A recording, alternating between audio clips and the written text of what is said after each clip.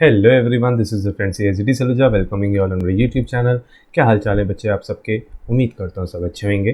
तो आज इस पर्टिकुलर वीडियो में बच्चे हम लोग अपने GIGL and EBCL revision lecture series का लेक्चर नंबर 10 स्टार्ट करने जा रहे हैं। और आज इस पर्टिकुलर वीडियो में हम लोग अपने EBCL सब्जेक्ट के एक बहुत इंपॉर्टेंट चैप्टर को कवर करेंगे and the name of the chapter is competition act 2002। इस पर्टिकुलर चैप्टर में अगर हम बात करें बच्चे, तो ये एग्जामिनेशन पॉइंट ऑफ व्यू से बहुत ज़्यादा वेटेज रखता है ये पर्टिकुलर चैप्टर, क्योंकि ये 25 मार्क्स की वेटेज है इस पर्टिकुलर चैप्टर की। और इस पर्टिकुलर चैप्टर की इतनी ज़्यादा इंपॉर्टेंस है एग्जामिनेशन पॉइंट ऑफ व्यू से, इस वजह से हम इस पर्टिकुलर चैप्टर को दो पार्ट में डिवाइड करेंगे। कुछ क्वेश्चंस कॉम्पिटिशन एक्ट चैप्टर के आज हम इस पर्टिकुलर वीडियो में डिस्कस करेंगे, और कुछ एक्स्ट्रा क्वेश्चंस हम नेक्स्ट क्लास में फिर से इसी पर्टिकुलर चैप्टर की डिस्कस करेंगे। मैं नहीं चाहता कि कॉम्पिटिशन एक्ट के इतनी ज़्यादा वेटेज है इस पर्टिकुलर चैप्टर की और हम उसको सिर्फ एक ही वीडियो में कवर करें, तो ज़्यादा क्वेश्चंस कवर करने के लिए हम लोग इसको दो पार्ट में डिवाइड करते हैं। ठीक है, आज हम लोग जो पहला पार्ट स्टार्ट करने जा रहे हैं उसमें कुछ 8 क्वेश्चंस को कवर करेंगे और नेक्स्ट वीडियो में फिर 7 to 8 क्वेश्चंस कवर करने की कोशिश करेंगे। तो आइए स्टार्ट करते हैं। जब हम कॉम्पिटिशन एक्ट में बच्चे बात करते हैं तो इसमें 5 से 6 क्वेश्चन आपके एग्जाम में आते हैं इस पर्टिकुलर चैप्टर से। तो उस पर्टिकुलर 5 से 6 क्वेश्चंस में से कुछ बेसिक क्वेश्चन भी हो सकते हैं और कुछ टेक्निकल प्रोविजन बेस्ड क्वेश्चंस भी हो सकते हैं। जब हम बोलते हैं कि डायरेक्ट स्ट्रेट फॉरवर्ड क्वेश्चंस आते हैं, तो दो क्वेश्चंस कुछ ऐसे हैं जो बहुत इंपॉर्टेंट भी हैं और ऐसे क्वेश्चंस हैं जो डायरेक्टली आपसे अगर पूछ लिए जाएं तो आपको पता होगा, बट शायद उसको वर्ड्स में एक्सप्रेस कर पाना थोड़ा आपके लिए डिफिकल्ट होगा। तो सबसे पहले हम वही दो क्वेश्चंस डिस्कस करेंगे। First one is what do you mean by word competition and the second one is right a short note on competition policy. तो ये दो क्वेश्चन ऐसे हैं जिसका आंसर आपको लिख लोगे, बट सही मैनर में सही तरीके से प्रेजेंट करके नहीं लिख पाओगे, उल्टी सीधी गाथा लिख कर आओगे, जिससे आपको पूरे मार्क्स नहीं मिलेंगे। तो सबसे पहले इन्हीं को डिस्कस करते हैं। The first question is what do you understand by the word competition in the market, कि सर कॉम्पिटिशन क्या है। अच्छा, मैं आपको पूरी वापस से पूरा बैकग्राउंड नहीं बता रहा, मैं डायरेक्टली आंसर पे फोकस करता हूँ। और देखिए क्या लिखा है, the competition can be defined as a situation in the market. तो हम ऐसे बोल रहे हैं कॉम्पिटिशन मार्केट की एक ऐसी सिचुएशन है जहां पे मैन्युफैक्चरर और seller independently fight for selling their goods और सर्विसेज टू द बायर। हम ऐसे बोल रहे हैं कि बायर एक पर्टिकुलर कॉमोडिटी परचेज करने आया है, वो एक क्या परचेज करने आया है, कॉमोडिटी, लेकिन उस पर्टिकुलर कॉमोडिटी के डिफरेंट सेलर्स हैं, डिफरेंट मैन्युफैक्चरर्स हैं। अब बायर को हर कोई सेलर अपना प्रोडक्ट सेल करना चाहता है, लेकिन बायर एक ही कॉमोडिटी परचेज करेगा फ्रॉम डिफरेंट सेलर्स। अब ये डिपेंड करता है बायर के ऊपर कि वो किस सेलर से कौन सी कॉमोडिटी परचेज करता है। यही कॉम्पिटिशन है और हम यही इसी पर्टिकुलर कॉम्पिटिशन वर्ड को एक्सप्लेन कर रहे हैं। तो हम ऐसा बोल रहे हैं कि सर एक ऐसी सिचुएशन है मार्केट की जिस सिचुएशन में एक सेलर या एक मैन्युफैक्चरर अपनी कॉमोडिटी को सेल करना चाहता है टू द बायर, सर्विसेज देना चाहता है to the service recipient to achieve a particular business objective. और वो ऐसा क्यों करना चाहता है? क्योंकि सर वो कुछ अचीव करना चाहता है, वो अपने बिजनेस के ऑब्जेक्टिव को अचीव करना चाहता है। सर उसके बिजनेस का ऑब्जेक्टिव क्या हो सकता है? सर हो सकता है उसके बिजनेस का ऑब्जेक्टिव है उसको प्रॉफिट अर्न करना है, हो सकता है उसका ऑब्जेक्टिव है कि उसको अपनी सेल बढ़ानी है, हो सकता है कि वो एक पर्टिकुलर मार्केट को कैप्चर करना चाहता है। हम ऐसे बोलते हैं कि कुछ पर्टिकुलर प्रोडक्ट्स के जो कॉम्पिटिशन है वो ऑल ओवर इंडिया की, जब हम ऐसे बोलते हैं, जब हम वर्ल्ड मार्केट की बात करते हैं ना, तो यहाँ पे आप लोगों ने पढ़ा होगा रेलेवेंट ज्योग्राफिकल मार्केट। और हम ऐसे बोलते हैं कि कुछ पर्टिकुलर प्रोडक्ट्स की जो ज्योग्राफिकल मार्केट होती है वो एक पर्टिकुलर लिमिटेड एरिया में भी हो सकती है। अगर मैं बोलूँ तो एक छोटे से एरिया में एक कन्फेक्शनरी की शॉप है और उस पर्टिकुलर एरिया में 3-4 कन्फेक्शनरी की शॉप्स आ जाए तो वो उन्हीं से कॉम्पीट करता है। लेकिन एक पर्टिकुलर प्रोडक्ट है जो ऑल ओवर इंडिया में सेल हो रहा है, तो उसकी जो कॉम्पिटिशन की मार्केट होगी, जो उसकी ज्योग्राफिकल मार्केट होगी, वो ऑल ओवर इंडिया को कवर करती होगी। अगर मैं टेलीकॉम सेक्टर की बात करूँ तो जो टेलीकॉम सेक्टर है, जैसे आइडिया का सिम है, वोडाफोन का सिम है, एयरटेल का सिम है, तो इनकी जो ज्योग्राफिकल मार्केट है वो ऑल ओवर इंडिया है। लेकिन अगर मैं बात करूं एक पर्टिकुलर किसी एक पर्टिकुलर ऐसे प्रोडक्ट की जो सिर्फ एक लोकल मार्केट में मिल रहा है, तो उसका जो कंपटीशन होगा वो उस लोकल मार्केट तक ही सीमित होगा। तो हम यहाँ पे ज्योग्राफिकल मार्केट को नहीं लिखेंगे, बट हम सिर्फ कंपटीशन वर्ड को एक्सप्लेन करेंगे। सेकंड पैराग्राफ में फिर से देखिए क्या लिखा है, competition can also be defined as the process of economic rivalry. Rivalry का मतलब होता है कि एक दूसरे के एकदम जानी दुश्मन बन चुके हैं, कॉम्पिटिटर आपस में एक दूसरे के दुश्मन हो जाते हैं। सर दुश्मनी ये एज सच हम ऐसे नहीं बोल सकते कि ये पर्सनल वे में दुश्मनी हो जाती है, बट बिजनेस में इसको राइवलरी बोला गया और इसको इकोनॉमिक राइवलरी बोला गया। और कॉम्पिटिशन हमारे इकोनॉमी के लिए बहुत इंपॉर्टेंट होता है। क्योंकि कंपटीशन अगर मार्केट में होगा तो अल्टीमेट उसका बेनिफिट कंज्यूमर को मिलेगा, क्योंकि हर एक पर्टिकुलर सेलर, हर एक पर्टिकुलर मैन्युफैक्चरर अपनी कमोडिटी को बेचने के लिए, अपनी कमोडिटी को कंज्यूमर तक बेचने के लिए अगर मार्केट में कंपटीशन है तो उसकी क्वालिटी इंप्रूव करेगा और उसके प्राइजेस को ड्रॉप करेगा। जब क्वालिटी इंप्रूव होगी, प्राइजेस ड्रॉप होंगी, तो अल्टीमेटली बायर उसी पर्टिकुलर प्रोडक्ट की तरफ अट्रैक्ट होगा। तो ऐसे बोलते हैं कि कंपटीशन अगर मार्केट में है तो इकोनॉमी के लिए बहुत अच्छा है। तभी लिखा competition can also be defined as a process of economic rivalry between market players to attract customer. और कंपटीशन का मेन मुद्दा ही यही है कि कंपटीशन में हर एक पर्टिकुलर सेलर, हर एक पर्टिकुलर मैन्युफैक्चरर कस्टमर को अट्रैक्ट करने की कोशिश करता है। कहते हैं these market players can be multinational और डोमेस्टिक कंपनीज, होलसेलर्स, रिटेलर्स और इवन द नेबरहुड शॉपकीपर्स। कहते हैं अब जो ये मार्केट प्लेयर्स हैं ये ज्योग्राफिकल टर्म्स में प्रोडक्ट वाइज अलग अलग हो सकते हैं, ये इंटरनेशनल लेवल पे भी कंपटीशन फेस कर सकते हैं, डोमेस्टिक लेवल पे भी इंटरनेशनल कंपटीशन फेस कर सकते हैं। एक होलसेलर भी कंपटीशन करता है, रिटेलर एक गली में, एक मोहल्ले में, एक करियाने के स्टोर वाला भी कंपटीशन फेस करता है। हर कोई कंपटीशन फेस करता है और इकोनॉमी के लिए कंपटीशन है भी अच्छा। ठीक है, कहते हैं in order to gain lead ahead of rival enterprises market players either. कहते हैं आप जब हम बात करें कि 2-3 प्लेयर मार्केट में हैं जिनसे हम कंपटीशन कर रहे हैं, तो उनसे कॉम्पीट करने के लिए, उनसे आगे बढ़ने के लिए हमारे पास 2 तरीके की स्ट्रैटेजी हो सकती है। एक स्ट्रैटेजी को हम बोलते हैं पॉजिटिव स्ट्रैटेजी और एक को बोलते हैं निगेटिव स्ट्रैटेजी। हम इसको ऐसे भी बोल सकते हैं, एक को हम बोलते हैं एथिकल स्ट्रैटेजी, जो कि सोसाइटल पॉइंट ऑफ व्यू से बहुत साउंड करती है। साउंड करने का मतलब यहाँ होता है कि ये अडॉप्टेबल प्रैक्टिसेस हैं, लेकिन नेगेटिव में जब हम आ जाएंगे तो यहाँ पे अनएथिकल पे आ जाएंगे और हम बोलेंगे कि जो पॉजिटिव एथिकल प्रैक्टिसेस हैं उनको आप अडॉप्ट करिए कंपटीशन को फेस करने के लिए, लेकिन जो नेगेटिव अनएथिकल प्रैक्टिसेस हैं उनको दूर रखिए। और कंपटीशन एक्ट जो बनाया गया है वो उन पर्टिकुलर एंटरप्राइजेस के अगेंस्ट ही बनाया गया है, उन पर्टिकुलर एंटरप्राइजेस के लिए बनाया गया है जो अनएथिकल कॉम्पिटिटिव एडवांटेज लेना चाहते हैं। उनकी प्रैक्टिसेस को रोकने के लिए कंपटीशन लॉ बनाया गया है। तभी पहले नंबर पर लिखा in order to gain lead ahead of rival enterprises. आप अगर अपने कॉम्पिटिटर से आगे निकलना चाहते हैं तो पहला रास्ता आपके पास क्या है, market player either adopt fair means. बिल्कुल सही रास्ते चुनिए। जैसे एग्जांपल, प्रोड्यूसिंग क्वालिटी गुड्स, आप अपने प्रोडक्ट की क्वालिटी इंप्रूव करिए।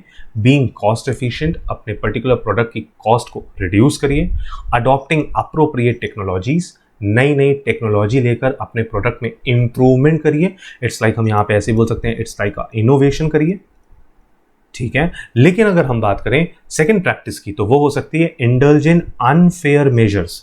अनफेयर का मतलब अनएथिकल, इलीगल, जो यहाँ पे कंपटीशन एक्ट आपको करने से रोकेगा। लाइक जैसे लिखा है carrying out restrictive business practices. Restrictive का मतलब होता है कि रिस्ट्रिक्शन लगी है ऐसी प्रैक्टिसेस पर, जैसे कि प्रेडेटरी प्राइसिंग। प्रेडेटरी प्राइसिंग का मतलब अभी हम लास्ट क्वेश्चन जब डिस्कस करेंगे तो उसमें पढ़ेंगे भी, बट अभी मैं आपको एक्सप्लेन कर देता हूं। अभी इसको करने के बाद हम उसको डिस्कस ही कर लेंगे। प्रेडेटरी प्राइसिंग का मतलब कि एक पर्टिकुलर मार्केट प्लेयर अपनी कमोडिटी को अपनी कॉस्ट से भी कम में बेच रहा है। लाइक एक पर्टिकुलर मार्केट प्लेयर है, उसका प्रोडक्ट जो है उसकी कॉस्ट आती है 20 रुपीज़, लेकिन वो मार्केट से बाकी सारे मार्केट प्लेयर्स को बाहर निकालने के लिए अपने पर्टिकुलर प्रोडक्ट को 15 रुपये में बेच रहा है। प्रॉफिट तो छोड़ो, लॉस में बेच रहा है। क्यों? क्योंकि वो कह रहा है अगर मैंने 20 की चीज़ को जो मैं प्रॉफिट में रख के 22, 23, 24, 25 रुपये की बेचूंगा, अगर मैं उसको 15 रुपये में बेचूं तो और कोई मार्केट में इतने सस्ते में नहीं बेचेगा। मेरे पास बहुत पैसा है, मैं कुछ टाइम के लिए लॉस झेल लूंगा, लेकिन क्योंकि कस्टमर तो लो प्राइस पर अट्रैक्ट होगा, अगर उसको सेम क्वालिटी सस्ते में मिलेगी तो वो मेरे से ही कमोडिटी खरीदेगा, और जब बाकी लोगों से नहीं खरीदेगा तो वो मार्केट से आउट हो जाएंगे। जब वो मार्केट से आउट हो जाएंगे तब मैं अकेला बचूंगा जो 20 वाली चीज़ को 15 में बेच रहा था। जैसे मैं अकेला बचूंगा, मैं इस पर्टिकुलर प्रोडक्ट की प्राइजेस बढ़ा के 20 से ऊपर कर दूंगा और मैं अकेले प्रॉफिट अर्न करूंगा। This is predatory pricing. ये गलत है। ठीक है, कहते हैं कॉल्यूजन। कॉल्यूजन इसका मतलब एक एग्रीमेंट में एंटर कर जाना, इस ऐसे एग्रीमेंट में एंटर करना जहां पे प्राइसेस को कंट्रोल किया जा रहा है, क्वालिटी को डिग्रेड किया जा रहा है। मार्केट प्लेयर्स ने आपस में एग्रीमेंट कर लिया है जिसके बेसिस पे वो मार्केट को मैनिपुलेट कर रहे हैं, गलत है। कार्टेलाइजेशन। कार्टेलाइजेशन का मतलब होता है कि एक पर्टिकुलर प्रोडक्ट के सारे मार्केट प्लेयर्स मिलकर एक कार्टेल बना ले रहे हैं। कार्टेल बनाने का मतलब एक ग्रुप बना रहे हैं और वो डिसाइड कर रहे हैं कि हम आपस में कॉम्पिटिशन करेंगे ही नहीं। हम जब मार्केट में आपस में कंपटीशन करेंगे ही नहीं तो इन दैट सिचुएशन कस्टमर को जितने में बेचना चाहेंगे अपना प्रोडक्ट उतने में बेचेंगे। ये गलत है। अब्यूज ऑफ डोमिनेंट पोजीशन, आपकी एक पर्टिकुलर मार्केट में डोमिनेंट पोजीशन है। डोमिनेंट पोजीशन होने का मतलब कि आप डोमिनेट करते हो, कस्टमर आप ही के पास आ रहा है किसी भी रीजन की वजह से, आप अपने डोमिनेंट पोजीशन को मिसयूज नहीं कर सकते। अगर आप कर रहे हो तो कंपटीशन खत्म होगा, आपको एडवांटेज मिलेगा, लेकिन ये सारे तरीके अनफेयर मीन्स हैं जो आपको अडॉप्ट नहीं करने चाहिए। अगर आप करोगे तो यहाँ पे कंपटीशन एक्ट में आपके अगेंस्ट एक्शन लिया जाएगा। ठीक है, कहते हैं however in the interest of consumers and the economy as a whole, हम अगर कंज्यूमर के पॉइंट ऑफ व्यू से बात करें या एज अ होल इकोनॉमी की बात करें, तो it is necessary to promote an environment that facilitates fair competitive outcomes in the market. तो ये जरूरी है कि हम ऐसी कॉम्पिटिटिव टेक्निक्स को प्रमोट करें जो फेयर मीन्स वाली हों, ना कि अनफेयर मीन्स वाली। क्योंकि फेयर मीन्स की अगर हम कॉम्पिटिटिव प्रैक्टिसेस को अडॉप्ट करेंगे, इकोनॉमी भी ग्रो करेगी, बिजनेस भी ग्रो करेगा, कंज्यूमर को भी बेनिफिट होगा। कर्ब एंटी कॉम्पिटिटिव बिहेवियर, कर्ब का मतलब है रोकिए ऐसी एक्टिविटीज को जो कंपटीशन के अगेंस्ट जा रही हैं। हमको कंपटीशन प्रमोट करना है, कंपटीशन खत्म नहीं करना। And discourage market players from adopting unfair measures, और मार्केट प्लेयर्स को कोशिश करिए, ये समझाइए कि वो अनफेयर मीन्स को अडॉप्ट ना करें। अब अगर हम पहले तो हम ऐसे बोलेंगे कि अनफेयर मीन्स को हम एक्सप्लेन कर सकते हैं उनको, मार्केट प्लेयर्स को, कि आप ये एक्टिविटीज फॉलो ना करिए। अगर वो फिर भी कर रहे हैं तो उनके अगेंस्ट एक्शन लीजिए। तो this was whole about the concept of competition. समझ में आ गई बात सर? हाँ सर आ गई। अब जरा एक क्वेश्चन पे आते हैं, सीधे लास्ट क्वेश्चन पे पहुंचते हैं, 8th नंबर क्वेश्चन पे आते हैं सर। कहते हैं अभी हम लोगों ने 2 वर्ड पढ़े, एक प्रेडेटरी प्राइसिंग और एक हम लोगों ने पढ़ा डोमिनेंट पोजीशन। जरा पहले इसी पे डिस्कशन करते हैं। लाइक क्वेश्चन देखिए क्या लिखा है। कहते हैं सर क्वेश्चन लिखा है the competition act 2002 does not prohibit dominance.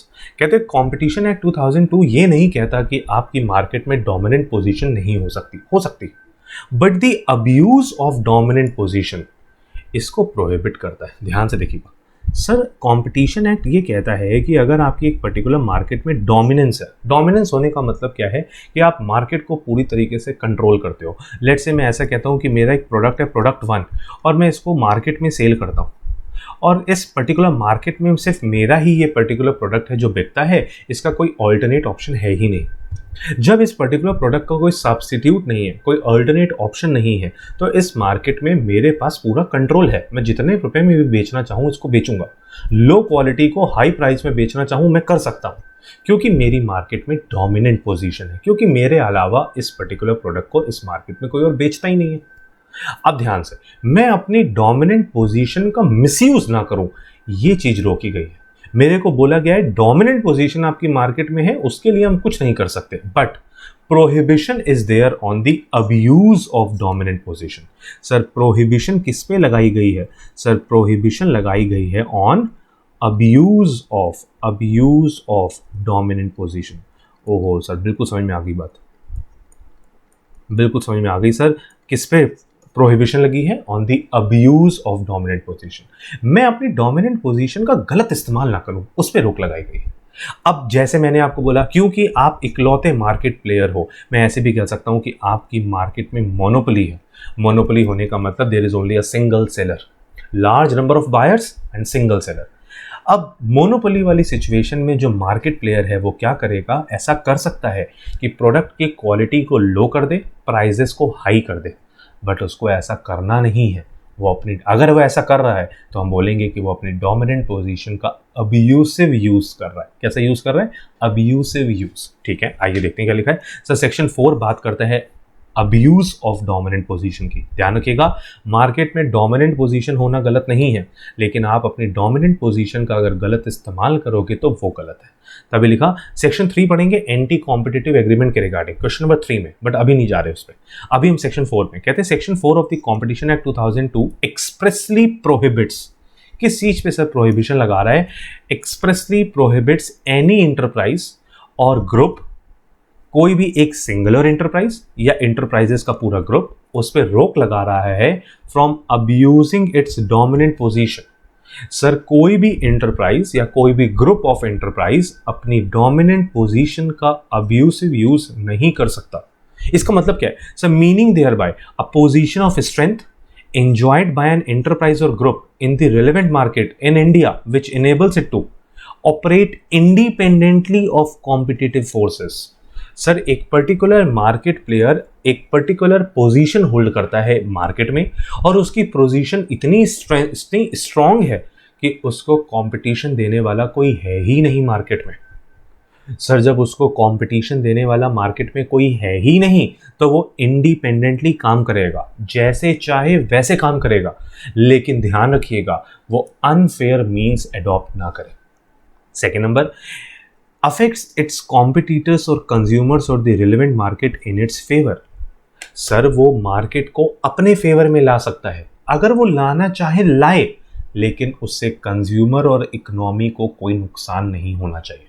इसका मतलब अगर एक डोमिनेंट मार्केट में डोमिनेंट प्लेयर है तो वो इंडिपेंडेंटली वर्क करेगा क्योंकि मार्केट में कंपटीशन ही नहीं है। जब मार्केट में कंपटीशन ही नहीं है तो वो कंज्यूमर के इंटरेस्ट के अगेंस्ट जाके भी काम कर सकता है, इकोनॉमी के अगेंस्ट जाके भी काम कर सकता है।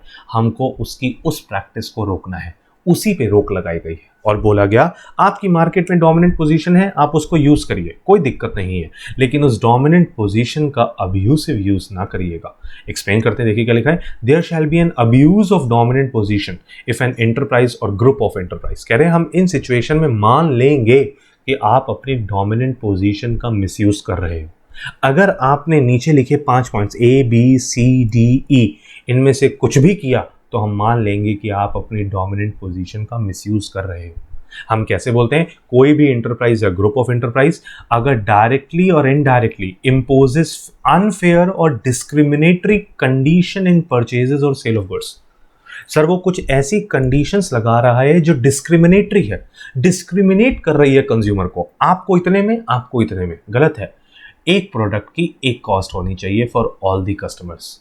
अनफेयर मीन्स के थ्रू वो पर्टिकुलर कस्टमर को प्रोडक्ट ना बेचा जाए, और अनफेयर और डिस्क्रिमिनेटरी प्राइजेस इन परचेज और सेल ऑफ गुड्स और सर्विसेज। ना ही प्राइस में मैनिपुलेशन की जाए, ना ही कोई और कंडीशन लगाई जाए। कंडीशन कैसे लगाई जा सकती है, लाइक अगर आपको खरीदना है तो हमसे ही खरीदोगे क्योंकि मार्केट में और कोई तो बेचने वाला है नहीं, और हम अगर आपको बेचेंगे तो मिनिमम 10 क्वांटिटी खरीदनी होंगी, उससे कम नहीं बेचेंगे। अब कस्टमर कह रहा है सर जो आप प्रोडक्ट बेच रहे हो हमको उसकी 10 क्वांटिटी की जरूरत ही नहीं है, आप हमको लूज आइटम दे दो ना। वो कह रहा नहीं देंगे। इसका मतलब हम क्या कह रहे हैं, वो अपनी डोमिनेंट पोजीशन का मिसयूज कर रहा है, कुछ कंडीशंस इंपोज करके। हाईलाइट करिएगा कंडीशंस। सर वो अनफेयर कंडीशन लगा रहा है या डिस्क्रिमिनेटरी कंडीशन लगा रहा है सर, या फिर वो अनफेयर और डिस्क्रिमिनेटरी प्राइस चार्ज कर रहा है। अगर वो ऐसा कर रहा है तो वो अपनी डोमिनेंट पोजीशन का मिसयूज कर रहा है। सीधी सी बात, अगर कोई इंटरप्राइज अनफेयर प्राइजेस चार्ज कर रहा है या अनफेयर कंडीशंस लगा रहा है अपॉन द परचेज और sale of a commodity, this means he is abusing his dominant position. ठीक sir. Second number, if that enterprise और ग्रुप ऑफ एंटरप्राइज लिमिट्स और रिस्ट्रिक्ट्स, लिमिट लगा रहा है या रिस्ट्रिक्शन इंपोज कर रहा है किस पे, upon the production of goods और प्रोविजन ऑफ सर्विसेज और मार्केट।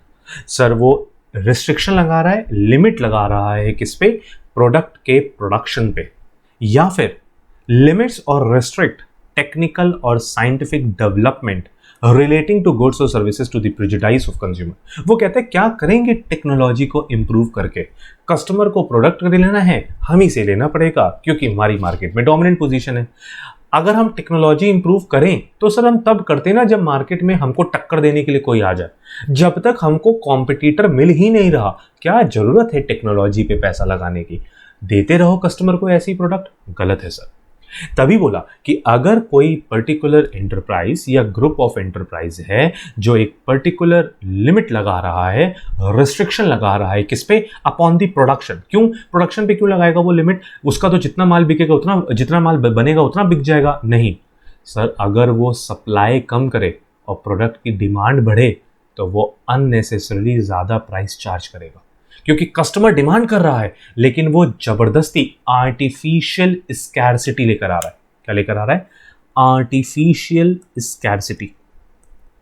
आर्टिफिशियल स्कैरसिटी का मतलब क्या है कि सर वो जानबूझ के मार्केट में ऐसी सिचुएशन क्रिएट करना चाहता है जहां प्रोडक्ट की सप्लाई कम हो, डिमांड ज्यादा।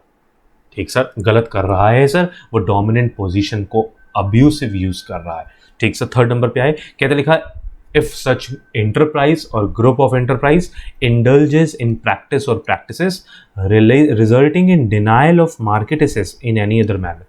सर वो कोई ऐसी एक्टिविटी कर रहा है जिसकी वजह से मार्केट में कोई और कॉम्पिटिटर खड़ा ही नहीं हो पा रहा। ओ भाई, ये कैसे हो सकता है सर? एग्जाम्पल देते हैं सर।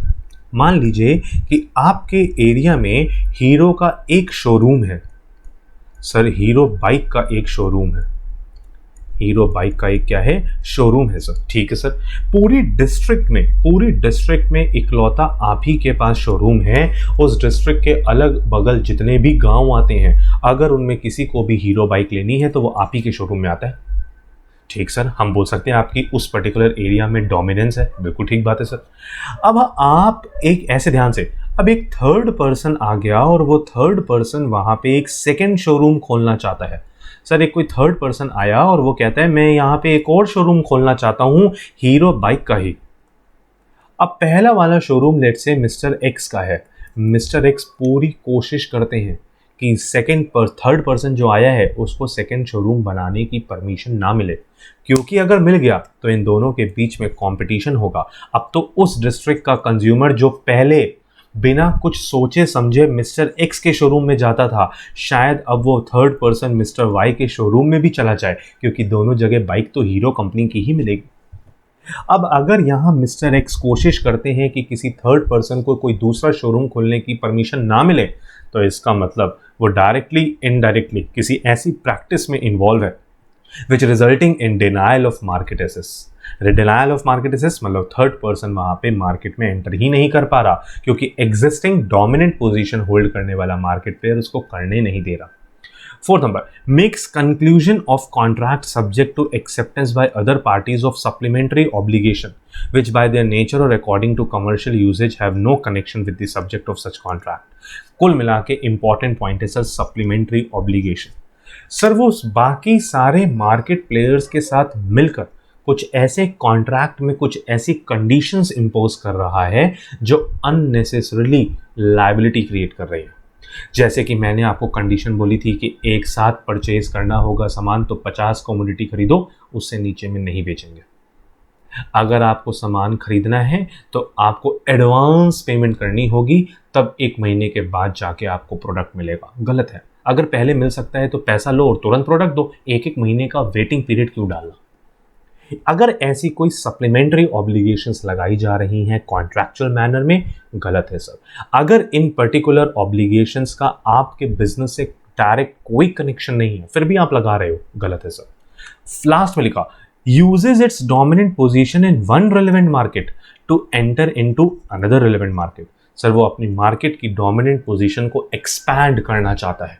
कैसे एक्सपैंड करना चाहता है सर? वो एक मार्केट में तो डोमिनेंट पोजीशन होल्ड करता है, लेकिन वो अपनी डोमिनेंट पोजीशन को दूसरी मार्केट्स में भी एंटर कराना चाहता है। सर इसका मतलब वो सिर्फ मोनोपोली में ही काम करना चाहता है, वो कंपटीशन को एंटर करने ही नहीं दे रहा। गलत है सर। अब नीचे आए तो बोलते हैं कि सर ये डोमिनेंट पोजीशन है क्या? ऑल्दो ऊपर हम लोगों ने ऑलरेडी पढ़ ली है, अलग से पढ़ने की जरूरत नहीं है, बट फिर भी मैंने लिख दिया कि अलग से अगर डोमिनेंट पोजीशन पूछ लिया जाए तो क्या है, तो कहते हैं डोमिनेंट पोजीशन एक ऐसी पोजीशन ऑफ स्ट्रेंथ है which is enjoyed by an enterprise या एक पर्टिकुलर ग्रुप ऑफ एंटरप्राइज एक पर्टिकुलर रेलेवेंट मार्केट में जो कि इंडिया में है, जिसकी वजह से उसको इंडिपेंडेंटली काम करने को मिल रहा है, कोई कंपटीशन फेस नहीं करने को मिल रहा है, और वो अफेक्ट पहुंचा रहा है किसको? Affecting the customers, affecting the competitors in a particular market. क्योंकि अगर उसकी मार्केट में डोमिनेंट पोजीशन है तो वो दूसरे कस्टमर्स को नुकसान पहुंचा सकता है। अगर उसकी मार्केट में डोमिनेंट पोजीशन है तो शायद वो दूसरे कॉम्पिटिटर्स को उस मार्केट में आने ही ना दे। ये गलत है। ठीक है। Now what is predatory pricing? Most important question मैंने आपसे बोला था पहले क्वेश्चन में कि 8th क्वेश्चन में पढ़ेंगे, आइए पढ़ लेते हैं। कहते हैं predatory pricing means the sale of goods और provision of services at a price which is below the cost of production of goods. बहुत इंपॉर्टेंट बात सर, आप एक पर्टिकुलर प्रोडक्ट को बेच रहे हो, सर्विसेज प्रोवाइड कर रहे हो, लेकिन कितने रुपए में? उसकी कॉस्ट से भी कम में। सर जो उसकी मिनिमम कॉस्ट है, जैसे मैंने ऊपर एग्जांपल लिया था 20 रुपए उसकी कॉस्ट आ रही है, तो कम से कम 20 में तो बेचो। प्रॉफिट ना अर्न करो तो लॉस भी तो ना अर्न करो, लेकिन आप तो 20 रुपए की चीज को 15 रुपए में बेचने को तैयार हो। इसका मतलब आप मार्केट में डोमिनेंट पोजीशन लाना चाहते हो। आप चाहते हो कि मार्केट के जितने भी कॉम्पिटिटर्स है वो मार्केट से बाहर हो जाएं, जैसे आप अकेले बेताज बादशाह बन जाओ और उसके बाद उस पर्टिकुलर कमोडिटी को बेचो, गलत है sir. With a view to reduce competition और एलिमिनेट द कॉम्पिटिटर। और आप ऐसा क्यों कर रहे हो, अपने पर्टिकुलर प्रोडक्ट को अपने प्रोडक्शन कॉस्ट से भी कम में क्यों बेच रहे हो? क्योंकि आप मार्केट से एग्जिस्टिंग कस्टमर कॉम्पिटिटर्स को बाहर निकालना चाहते हो, कॉम्पिटिशन खत्म करना चाहते हो। Thus two conditions precedent to bring a case with the ambit of predatory pricing। इसका मतलब अगर आप किसी पर्टिकुलर पर्सन को प्रेडेटरी प्राइसिंग में फंसाना चाहते हो तो आपकी दो कंडीशंस आपके सामने आती हैं। पहली चीज कि दैट पर्टिकुलर एंटरप्राइज और group of enterprise must be selling goods और provision of services at a price which is below its cost of production. पहले तो आपको ये प्रूव करना होगा कि जिस एंटरप्राइज के अगेंस्ट आप एलिगेशन लगा रहे हो कि सर ये प्रेडेटरी प्राइसिंग कर रहा है, तो पहले ये प्रूव करो कि वो जिस पर्टिकुलर कमोडिटी को जिस पर्टिकुलर प्राइस में बेच रहा है वो उसकी प्रोडक्शन कॉस्ट से कम है। And second, that practice is resorted to eliminate the competitor और टू रिड्यूस कॉम्पिटिशन। और वो इस वजह से ऐसा कर रहा है जैसे कि मार्केट से कॉम्पिटिशन खत्म हो जाए, कॉम्पिटिटर ही खत्म हो जाए। ठीक है सर, समझ में आ गई सर। दो इंपॉर्टेंट क्वेश्चंस हम लोगों ने यहाँ पे डिस्कस कर लिए, बहुत अच्छे से समझ में आ गया। एक डोमिनेंट पोजीशन समझ में आ गया, एक हमको ये भी पता लग गया कि किन जगहों पे, किन पॉइंट्स पे हम कह सकते हैं कि एक पर्टिकुलर एंटरप्राइज या ग्रुप ऑफ एंटरप्राइज अपनी डोमिनेंट पोजीशन का मिसयूज कर रहा है। प्रेडेटरी प्राइसिंग भी समझ में आ गया, कंपटीशन भी समझ में आ गया। Now coming upon the next question, third question of this particular video which is competition policy. Sir ये कंपटीशन पॉलिसी क्या है? हम ऐसे बोलते हैं कि एक तो सरकार ने कंपटीशन एक्ट बना दिया। सर ये कंपटीशन एक्ट तो हम एक तरीके से बोल देते हैं कि ये कानून है, लेकिन इस कानून के एग्जीक्यूशन के लिए, इस कानून के एग्जीक्यूशन के लिए ग्राउंड लेवल पे क्या बनाई जा रही है? पॉलिसी बनाई जा रही है। ग्राउंड लेवल पे क्या बनाई जा रही है? पॉलिसी। मैं ये भी कह सकता हूं कि लॉ के बिना, ये लॉ है, लॉ के बिना पॉलिसी किसी काम की नहीं, और पॉलिसी के बिना लॉ किसी काम का नहीं। कानून बना दिया बट एग्जीक्यूट नहीं हो रहा, एग्जीक्यूशन करना आता है बट कोई कानून ही नहीं बना। जब आप किसी चीज को एग्जीक्यूट करते हो तो लोगों को बताते हो कि इस एग्जीक्यूशन की प्रोसेस को अगर आपने एंटर नहीं किया तो लॉ में लिखे हुए कॉन्सिक्वेंसेस फेस करने पड़ेंगे। अगर आपने लॉ बना दिया लेकिन उसको एग्जीक्यूट ही नहीं कर रहे तो सिर्फ कानून बन गया, उसका क्या काम? तो कानून भी जरूरी है, पॉलिसी भी जरूरी है, तभी इस बात को ध्यान रखिएगा और पढ़िए। The basic purpose of competition policy and law both are different thing. Competition law अलग है, कंपटीशन पॉलिसी अलग है। दोनों को बनाने का मेन रीजन क्या है? Is to preserve and promote competition. Sir हम एक तो एग्जिस्टिंग कंपटीशन को खत्म नहीं होने देना चाहते, बल्कि मार्केट में कॉम्पिटिटिव एक्टिविटीज को बढ़ाना चाहते हैं as a means of ensuring efficient allocation of resources in an economy. क्योंकि अगर मार्केट में कंपटीशन हुआ तो रिसोर्सेज का प्रॉपर यूटिलाइजेशन होगा। क्या बोल रहे हैं? अगर कंपटीशन प्रॉपर है, प्रॉपर कंपटीशन अगर है तो हम ऐसे बोलेंगे प्रॉपर कंपटीशन मार्केट में फुलर यूटिलाइजेशन, या हम ऐसे भी बोलते हैं, फुलर की जगह वर्ड यूज करते हैं और relevant word optimum utilization of resources होगा। ठीक सर, समझ में आ गई बात हमारे कि अगर मार्केट में कंपटीशन प्रमोट हो रहा है या अगर मार्केट में कंपटीशन प्रिजर्व करके रखा जाए, उससे होगा क्या? जो लिमिटेड रिसोर्सेज हैं उनका प्रॉपर यूटिलाइजेशन होगा। क्योंकि अगर लिमिटेड रिसोर्सेज का प्रॉपर यूटिलाइजेशन नहीं होगा तो आप मार्केट में टिक ही नहीं पाओगे, क्योंकि ऐसे मार्केट में बहुत सारे कॉम्पिटिटर्स हैं जो ऐसा करने की कोशिश करेंगे। ठीक है, कहते हैं competition policy typically has two elements. क्या क्या? पहले नंबर पे a set of policies that enhance competition in local and national market. Sir competition policy में कुछ ऐसे सेट ऑफ पॉलिसीज होंगी जिससे आप मार्केट में कंपटीशन को एक्सप्लोर कर सकते हो, एक्सपैंड कर सकते हो। और वो कंपटीशन सिर्फ एक लोकल मार्केट के लिए नहीं होगा, वो कंपटीशन पूरे इंडिया के लिए होगा। फिर second number, legislation design to prevent anti competitive business practices. Sir legislation का मतलब यहाँ पे कॉम्पिटेटिव लॉ है। कॉम्पिटेटिव लॉ के सेक्शन नंबर 3 में साफ साफ लिखा हुआ है कि एंटी कॉम्पिटेटिव बिजनेस प्रैक्टिसेस को हम रोकेंगे। एंटी कॉम्पिटेटिव का मतलब ऐसी प्रैक्टिसेस जो मार्केट में कॉम्पिटिशन को खत्म कर रही हैं, उन पे रोक लगाई जाएगी with minimal government intervention, that is a competition law. Government आपकी एक्टिविटीज पर बात बात पे टांग नहीं लड़ाएगी, लेकिन अगर आपने कोई ऐसी एक्टिविटी को परफॉर्म किया जो बाद में सरकार को लगे कि आप एंटी कॉम्पिटिटिव एग्रीमेंट में एंटर कर गए हो या एंटी कॉम्पिटिटिव बिजनेस प्रैक्टिस आपने अडॉप्ट कर लिया, तो उस सिचुएशन में आपके अगेंस्ट एक्शन लिया जाएगा। इसका मतलब हम ऐसे कह रहे हैं कि minimum government, maximum governance. Government टांग तो नहीं लड़ाएगी, लेकिन आपकी एक्टिविटीज पर नजर जरूर बना के रखी रहेगी। हम ऐसे बोल रहे हैं, आपको घड़ी घड़ी गवर्नमेंट से अप्रूवल तो नहीं लेना होगा, लेकिन अगर आपने कोई ऐसी प्रैक्टिस अडॉप्ट की जो कानून में लिखे हुए पन्नों के अलावा या कानून पे जिन पे प्रोहिबिशन लगी थी आपने उसको अडॉप्ट कर लिया तो कानून अपना रोल प्ले करेगा। कहते therefore competition law by itself can not produce और ensure competition in the market. कहते कंपटीशन जो लॉ बना है ना वो मार्केट में कंपटीशन को प्रमोट नहीं कर सकता। प्रमोशन के लिए पॉलिसी जरूरी है, लेकिन पॉलिसी को लोग फॉलो करें उसके लिए लॉ जरूरी है। तभी लिखा competition law by itself can not, अपने आप कंपटीशन लॉ मार्केट में कंपटीशन प्रमोट नहीं कर सकता। अगर मार्केट में कंपटीशन को प्रमोट करना है तो this is facilitated bye appropriate government policies. ये तभी हो पाएगा जब प्रॉपर गवर्नमेंट पॉलिसीज हो, लेकिन गवर्नमेंट पॉलिसीज को लोग तभी फॉलो करेंगे अगर प्रॉपर लॉ बना हो।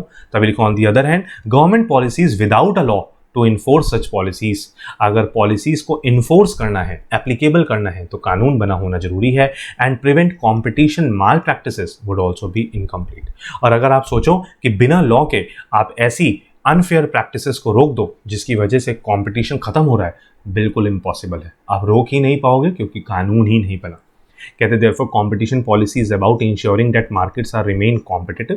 कह रहे हैं इसका मतलब यहाँ पे क्या हो गया कि जो कंपटीशन पॉलिसीज है वो इंश्योर करती है कि मार्केट में कॉम्पिटिटिव बना रहे। ध्यान से पढ़िएगा, ensuring that markets are competitive, market competitive बनी रहे एंड रिमेन कॉम्पिटिटिव, कंपटीशन चलता रहे और आगे के लिए भी चलता रहे, मेंटेन रहे। This brings benefits to consumer eventually in all ways. अगर ऐसा हुआ तो कंज्यूमर को बहुत एडवांटेज होगा इस कंपटीशन से। However eliminating anti competitive practices and dismantling monopoly position. ध्यान से, मोनोपोली का मतलब अगेन डोमिनेंट पोजीशन। कौन सी डोमिनेंट पोजीशन? सर हर डोमिनेंट पोजीशन को खत्म नहीं किया जाएगा, ऐसी dominant position that leads to abuses also benefits those firms whose business suffer from these practices and abuses। क्योंकि अगर एंटी कॉम्पिटिटिव एक्टिविटीज हैं, डोमिनेंट पोजीशन का मिसयूज है, तो उससे इकोनॉमी को नुकसान होगा, कस्टमर को नुकसान होगा, जो कॉम्पिटिटर्स हैं उनको भी नुकसान होगा। इसलिए ऐसा करना गलत है। अगर कोई करता है तो कॉम्पिटिशन लॉ के साथ साथ कंपटीशन लॉ की वजह से उस पर एक्शन लिया जा सकता है। बिल्कुल ठीक। बस 3 क्वेश्चन हमारे कवर हो गए। एक हमको कंपटीशन समझ में आ गया, एक हमको कंपटीशन पॉलिसी समझ में आ गया, एक डोमिनेंट पोजीशन समझ में आ गया। अलग अलग और छोटे छोटे टुकड़ों में बांटें तो डोमिनेंट पोजीशन भी समझ में आ गया, प्रेडेटरी प्राइसिंग भी समझ में आ गया। अगर हमसे क्वेश्चन ऐसे पूछा जाता है कि in what sense you can say कि someone is abusive, someone is using his dominant position in an abusive manner, तो हमने वो 5 पॉइंट भी कवर कर ली। बहुत अच्छी बात है। Now coming upon the fourth question of this particular video, which is write a short note on anti-competitive agreement। Sir ये anti-competitive agreement क्या है? बार बार बोल रहे थे, सेक्शन 3 में लिखा है। हाँ सर, सेक्शन 3 में लिखा है। सेक्शन 3 सबसेक्शन 1 कहता है absolute prohibition, किसी भी मैनर में अलाउ नहीं करेंगे कोई ऐसा एग्रीमेंट जो दो लोगों के बीच में हुआ है जिससे कॉम्पिटिशन खत्म हो। एग्रीमेंट है तो दो लोग तो होंगे ही होंगे, दो लोगों के बीच में हुआ एग्रीमेंट अगर कंपटीशन खत्म करता है तो हम उस एग्रीमेंट को एंटी कॉम्पिटिटिव एग्रीमेंट बोलेंगे और वह anti competitive agreement absolutely prohibited है। ठीक सर। कहते हैं एनी इंटरप्राइज और एसोसिएशन ऑफ एंटरप्राइज। कह रहे कोई भी इंटरप्राइज या ग्रुप ऑफ एंटरप्राइज या कोई भी पर्सन या एसोसिएशन ऑफ पर्सन या कोई भी पर्सन या ग्रुप ऑफ पर्सन। ध्यान से, कोई भी इंटरप्राइज, ना ही कोई ग्रुप ऑफ एंटरप्राइज, ना ही कोई पर्सन, ना ही कोई group of person, no one shall enter into any agreement of production, supply, distribution, storage, acquisition or control of goods or provision of service। Sir ये सारे इंटरप्राइजेस, ये individual level पे, group level पे कोई भी person किसी भी ऐसे एग्रीमेंट में एंटर ना करे जो किसके रिगार्डिंग है? Regarding production, regarding supply, regarding distribution, regarding storage, regarding acquisition, regarding control of any good, any provision of service which causes or is likely to cause, जो या तो असर पहुंचा रहा है या असर पहुंचाने के लिए एग्रीमेंट किया जा रहा है, which causes an appreciable adverse effect on competition within India। ये appreciable adverse effect का मतलब क्या? इसको हम ऐसे भी लिखते हैं, appreciable adverse effect on competition, AAEC, appreciable adverse effect on competition. Sir adverse का मतलब ही है निगेटिव। सर कोई भी ऐसा एग्रीमेंट किसी भी मैनर में, वो प्रोडक्शन के लिए किया हो, सप्लाई के लिए किया हो, डिस्ट्रीब्यूशन के लिए किया हो, स्टोरेज के लिए किया हो, कंट्रोल एक्वायर करने के लिए किया हो, किसी एक एग्जिस्टिंग कॉम्पिटिटर को एक्वायर करने के लिए किया हो, कोई भी एग्रीमेंट किसी मार्केट को एक्वायर करने के लिए किया हो, कोई भी एग्रीमेंट जो मार्केट से कंपटीशन को खत्म करेगा, उस कंपटीशन को हम एंटी कॉम्पिटिटिव एग्रीमेंट बोलेंगे। और सेक्शन 3 सबसेक्शन 1 साफ कहता है ऐसा एग्रीमेंट आप एंटर नहीं कर सकते। सर अगर कर लिया तो, आपने तो बोल दिया सबसेक्शन 1 में कि नहीं कर सकते, अगर कर लिया तो सबसेक्शन 2 कहता है any agreement entered into in contravention of the above provision. अगर आपने सबसेक्शन 1 के अगेंस्ट जाते हुए किसी ऐसे एग्रीमेंट में एंटर कर लिया तो वो एग्रीमेंट क्या हो जाएगा, that particular agreement will be void. ठीक सर, सर उस एग्रीमेंट की कोई एग्जिस्टेंस नहीं है, कानून की नज़रों में उस एग्रीमेंट को हम वॉइड डिक्लेयर कर देंगे। ठीक सर, फिर कहते हैं following agreement shall be presume to be anti competitive agreement. Sir जरा कुछ एग्जांपल दीजिए कि ऐसे कौन कौन से एग्रीमेंट हो जिनको हम बोलें ये एंटी कॉम्पिटिटिव एग्रीमेंट है, या हम ऐसे बोलते हैं कि अगर इनमें से कोई भी एग्रीमेंट आपने एंटर करने की कोशिश की या एंटर किया तो उस पर्टिकुलर एग्रीमेंट को हम एंटी कॉम्पिटिटिव एग्रीमेंट बोलेंगे। अगर वो एंटी कॉम्पिटिटिव एग्रीमेंट है तो सबसेक्शन 1 में प्रोहिबिशन है, आप उसके लिए एंटर नहीं कर सकते। अगर आपने एंटर कर लिया तो सबसेक्शन 2 कहता है वो anti competitive agreement from the first day void declare कर दिया जाए। ठीक सर, कहते हैं क्या पहला पॉइंट लिखा है, एग्रीमेंट दैट डायरेक्टली और इनडायरेक्टली डिटरमाइंस परचेज और सेल्स प्राइस। सर अगर आप कोई ऐसा एग्रीमेंट कर रहे हो, जैसे मैंने बोला कि मार्केट में आप 2-3 प्लेयर्स हो जो मार्केट में एक ही प्रोडक्ट सेल करते हो, आप आपस में कंपटीशन कर रहे हो, आप सब लोगों ने एक ग्रुप बना लिया, एक एग्रीमेंट एंटर कर लिया और आप सब लोगों ने मिलकर डिसाइड किया कि इस पर्टिकुलर प्रोडक्ट को इस प्राइस से नीचे नहीं बेचेंगे। अब मैं ऐसे बोल रहा हूँ, मार्केट में 3 मार्केट प्लेयर हैं, आपस में कंपटीशन करते थे, तीनों ने आपस में हाथ मिला लिए हैं और तीनों ने एग्रीमेंट में एंटर कर लिया कि वैसे ये लड़ते रहते थे कि मेरा प्रोडक्ट 20 रुपये, दूसरा बोलता था मेरा प्रोडक्ट 19 रुपये, तीसरा बोलता था मेरा प्रोडक्ट 18 रुपये, लेकिन अब तीनों ने मिलकर डिसाइड कर लिया कि हम अपने प्रोडक्ट को बेचेंगे 25 रुपये में, सबका फायदा। अब किसी भी कस्टमर को अगर हम कस्टमर के पॉइंट ऑफ व्यू से देखें तो उसको नुकसान है, क्योंकि अगर कंपटीशन मार्केट में होता तो 18 रुपये में भी कमोडिटी मिलती, बट क्योंकि यहाँ कॉम्पिटिटर्स ने हाथ मिला लिया है, अब ये कमोडिटी उनको 25 रुपये में मिल रही है, कोई फोर्थ मार्केट प्लेयर मार्केट में है नहीं, तो फिर उनको खरीदना ही कितने में पड़ेगा, 25 में। गलत है, इस एग्रीमेंट को एंटी कॉम्पिटिटिव एग्रीमेंट बोलेंगे। इसको शॉर्ट में हम नाम क्या दे रहे हैं, प्राइस कार्टेल। सर एग्रीमेंट हो गया किसके रिगार्डिंग, प्राइसेस के रिगार्डिंग, बहुत अच्छी बात। Second number sir, agreement that limits और कंट्रोल्स। सर कोई ऐसा एग्रीमेंट जो लिमिट लगा रहा है, लिमिट कम कर रहा है या कंट्रोल कर रहा है, किसको सर, प्रोडक्शन को, सप्लाई को, मार्केट को, टेक्निकल डेवलपमेंट को, इन्वेस्टमेंट को, प्रोविजन ऑफ सर्विसेज को। सर कोई भी पर्टिकुलर एग्रीमेंट जो लिमिट कर रहा है, वैसे प्रोडक्शन खुला हो सकता था बट एग्रीमेंट की वजह से प्रोडक्शन की लिमिट कम कर दी गई है। क्यों सर, अगर प्रोडक्शन की लिमिट को कम किया जाएगा या कंट्रोल किया जाएगा तो मार्केट में आर्टिफिशियल स्कैरसिटी क्रिएट होगी। आर्टिफिशियल स्कैरसिटी का क्रिएट होने का मतलब डिमांड बढ़ेगी, सप्लाई कम होगी। जब सप्लाई कम होगी, डिमांड बढ़ेगी तो ऑटोमेटिकली प्राइसेस बढ़ेंगे।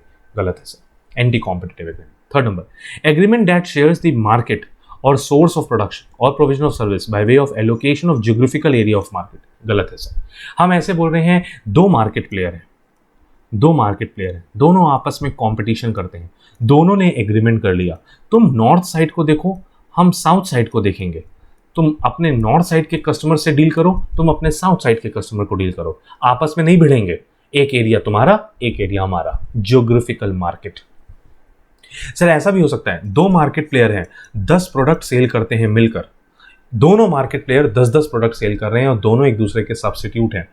दोनों ने डिसाइड किया 5 प्रोडक्ट हम बेचेंगे, 5 प्रोडक्ट तुम बेचो, जो हम बेचेंगे वो तुम ना बेचना, जो तुम बेचोगे वो हम नहीं बेचेंगे। गलत है सर, कंपटीशन खत्म हो रहा है, 2 मार्केट प्लेयर होने के बावजूद कंपटीशन खत्म हो रहा है। किसकी वजह से, या तो प्रोडक्ट एलोकेशन की वजह से या ज्योग्राफिकल एरिया के एलोकेशन की वजह से। तभी लिखा agreement that share the market और सोर्स ऑफ प्रोडक्शन और provision of service by way of allocation of geographical area और allocation of type of goods और number of customers in the market और एनी अदर सिमिलर वे। या इसी तरीके से आप किसी और तरीके से मार्केट में कंपटीशन खत्म करना चाहते हो आपस में एग्रीमेंट करके। गलत है सर, एंटी कॉम्पिटिटिव एग्रीमेंट है। या लास्ट में लिख दिया एग्रीमेंट दैट डायरेक्टली और indirectly results in bid rigging और कॉल्यूसिव बिडिंग। सर बिड रिगिंग का आंसर हम वैसे अलग से पढ़ेंगे बट मैं अभी आपको शॉर्ट में बता दूं। सर हम टेंडर फाइल कर रहे हैं, बिड लगा रहे हैं, बोली लगा रहे हैं, जितने भी लोग बोली लगा रहे हैं सब आपस में मिल गए हैं। अब होता क्या है, जब बोली लगती है तो प्राइजेस बढ़ती हैं, लेकिन अगर सब ने मिलकर डिसाइड कर लिया कि मिस्टर एक्स जो बोली लगाएंगे उसके अगेंस्ट हम बोली लगाएंगे ही नहीं, तो सर जब ऑक्शन में बोली लगेगी ही नहीं तो प्राइजेस बढ़ेंगी कैसे। इसका मतलब मार्केट में कंपटीशन खत्म हो गया, क्योंकि सब ने मिलकर एग्रीमेंट कर लिया है कि एक पर्टिकुलर पर्सन जो बिड लगाएगा हम उसके अगेंस्ट बिड लगाएंगे ही नहीं। तो ये बिड रिगिंग है, गलत है। ऐसे सारे एग्रीमेंट एंटी कॉम्पिटिटिव एग्रीमेंट है। और सारे एंटी कॉम्पिटिटिव एग्रीमेंट, अगर कौन सा एग्रीमेंट एंटी कॉम्पिटिटिव होगा सर, अगर वो एग्रीमेंट कंपटीशन को खत्म कर रहा है। अगर कोई भी एग्रीमेंट कंपटीशन को खत्म कर रहा है, एंटी कॉम्पिटिटिव है, एग्जीक्यूट करना अलाउड नहीं था, कर लिया है तो वॉइड मान लिया जाएगा, ठीक है। तभी लास्ट में लिखा however any agreement entered into bye way of joint venture, कह रहे हैं अगर लेकिन आप कोई एग्रीमेंट एंटर कर रहे हो by way of joint venture, it will not be presume to anti competitive agreement if such agreement increases. Sir अगर आपने कोई एग्रीमेंट एंटर किया भी है लेकिन उस एग्रीमेंट की वजह से आपने वो एग्रीमेंट इसलिए एंटर किया है क्योंकि it increases efficiency in production, supply, distribution, storage, acquisition, तो फिर अलाउड है। इसका मतलब आप एडवर्स इफेक्ट ना पहुंचाना, तभी ऊपर लिखा था अगर आपके एग्रीमेंट की वजह से कंपटीशन को एडवर्स इफेक्ट पड़ रहा है तो हम अलाउ नहीं करेंगे, अगर पॉजिटिव इफेक्ट पड़ रहा है तो अलाउ कर देंगे, ठीक है सर। आओ आगे बढ़ते हैं सर। नेक्स्ट क्वेश्चन आता है हमारे पास, what do you mean by competition advocacy. Sir ये हम लोगों ने लास्ट क्लास में रेरा की एडवोकेसी भी पढ़ी थी, रियल एस्टेट एडवोकेसी भी पढ़ी थी, सेम कंसेप्ट यहाँ पे भी लगेगा। अगर कोई भी अप्रोप्रिएट गवर्नमेंट कंपटीशन के रिगार्डिंग कोई भी पॉलिसी बनाना चाहती है, कोई भी कानून बनाना चाहती है, कोई भी गवर्नमेंट कोई भी कंपटीशन के रिगार्डिंग कोई नया लॉ बनाना चाहती है, कोई पॉलिसी बनाना चाहती है, कोई रूल्स रेगुलेशन बनाना चाहती है, तो वो इस पर्टिकुलर पॉलिसी, रूल्स, रेगुलेशन को फ्रेम करने से पहले, एप्लीकेबल करने से पहले एक बार राय ले सकती है CCI से, कॉम्पिटिशन कमीशन ऑफ इंडिया से। किससे ले सकती है? Competition commission of India. Sir ये एक ऐसा ऑर्गेनाइजेशन है जिसको इसी पर्टिकुलर कंपटीशन एक्ट में बनाया गया है, competition commission of India, CCI जिसको शॉर्ट में बोल रहे हैं। जैसे real estate regulation and development act में रेरा अथॉरिटीज़ होती थी, वैसे ये भी यहाँ पे एक अथॉरिटी है, ठीक सर। अब हम ऐसे बोल रहे हैं कि अगर कोई भी अप्रोप्रिएट गवर्नमेंट कंपटीशन के रिगार्डिंग कोई भी पॉलिसी बनाना चाहती है, कोई नया कानून बनाना चाहती है, रूल्स एंड रेगुलेशंस बनाना चाहती है, तो वो एक बार उन ड्राफ्ट रूल्स एंड रेगुलेशंस के रिगार्डिंग ओपिनियन ले सकती हैं CCI से। CCI अपना जवाब देगी, अगर गवर्नमेंट को CCI का जवाब अच्छा लगता है उसको अडॉप्ट करे, इनकॉर्पोरेट कर ले, नहीं अच्छा लगता तो ना करे। सर मैंडेटरी है? कोई मैंडेटरी नहीं है, सिर्फ ओपिनियन लिया जा रहा है, वो भी अगर गवर्नमेंट को लगेगा तो। सर अगर CCI ने अपना ओपिनियन दिया तो क्या गवर्नमेंट को फॉलो ही करना होगा? नहीं करने की जरूरत है, मैंडेटरी नहीं है।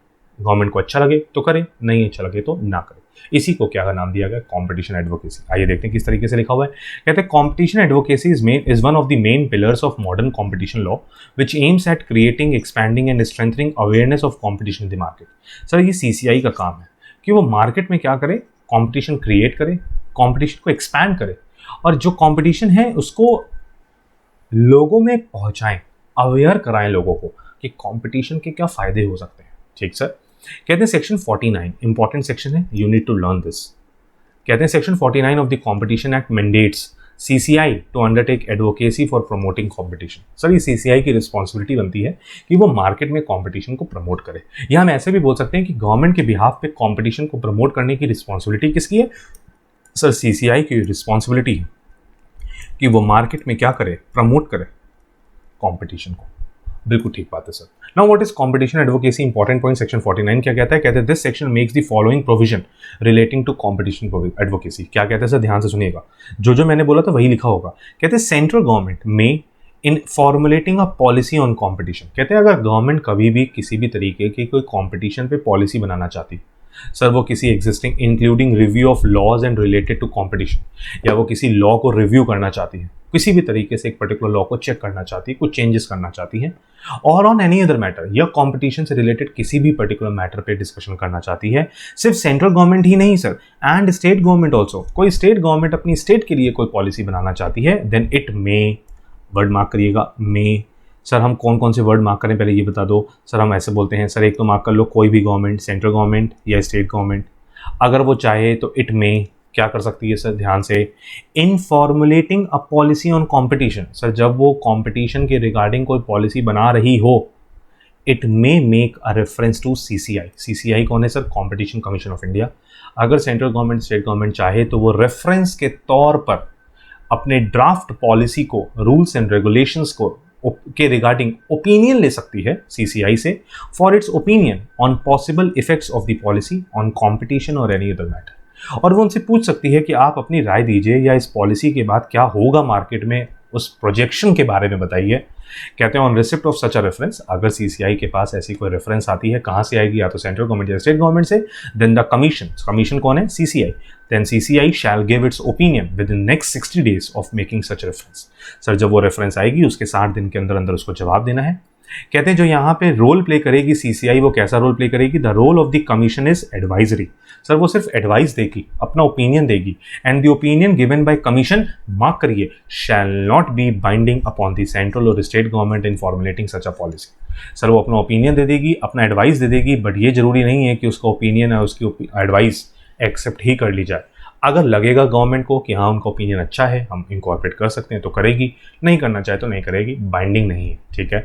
The commission shall take suitable measures for, sir ये कमीशन की रिस्पॉन्सिबिलिटी है कि वो क्या क्या करे for promotion of competition advocacy. Sir वो ऐसे स्टेप्स उठाए, अपना ओपिनियन इतना अच्छा बनाए, इतनी स्टडी करे, इतनी रिसर्च करे, जिससे कि अगर गवर्नमेंट उसको किसी भी तरीके का ओपिनियन मांगे तो वो बेटर ओपिनियन दे पाए। अवेयर करें लोगों को, creating awareness and imparting training about competition issues.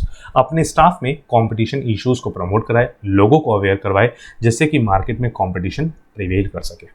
कहते creating awareness about benefits of competition and imparting training in competition issues is expected to generate conductive environment to promote and foster competition which is required for accelerating economic growth.